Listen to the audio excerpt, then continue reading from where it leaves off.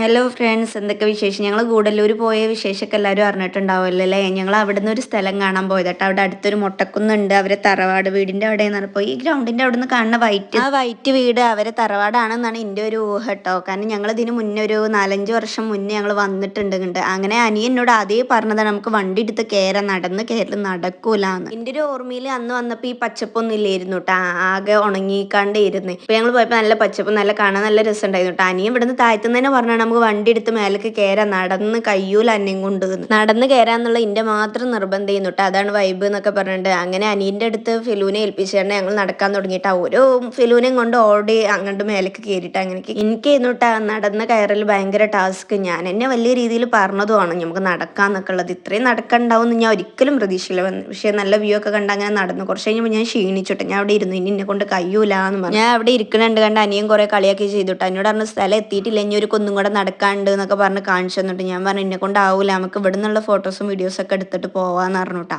അത് ഞങ്ങൾ ഫോട്ടോ എടുക്കണ ഇടയിൽ അവിടെ സൈഡിൽ ഒരു പശുവാൾ ഇങ്ങനെ മെയ്യണുണ്ട് കേട്ടാ. ഞാൻ പറഞ്ഞു എന്ത് ഇതാലേ ഓർക്കൊക്കെ ഇങ്ങനെ പ്രകൃതി രമണീയമായ സ്ഥലങ്ങളൊക്കെ കണ്ട് ഇങ്ങനെ ആസ്വദിച്ച് ഭക്ഷണം കഴിച്ച് റെസ്റ്റ് എടുത്തില്ലേ, ഓരൊക്കെ ഒരു ഭാഗ്യേ. അങ്ങനെ ഞങ്ങൾ കുറെ ഫോട്ടോ ഒക്കെ എടുത്തപ്പോൾ കോള് വന്നുട്ടാ, നമുക്ക് ഇത്താത്ത വിളിച്ചുട്ടാ ഞങ്ങൾ എവിടെ വരണില്ലേന്ന് ചോദിച്ചു. കണ്ട് നല്ല വെയിലല്ല, അധികം നിൽക്കണ്ടൊക്കെ പറഞ്ഞു. അങ്ങനെ വ്യൂ ഒക്കെ കണ്ട് നല്ല രീതിയിൽ പോന്നുട്ടാ. അനിയനെ ഇന്ന് ഡ്രൈവർ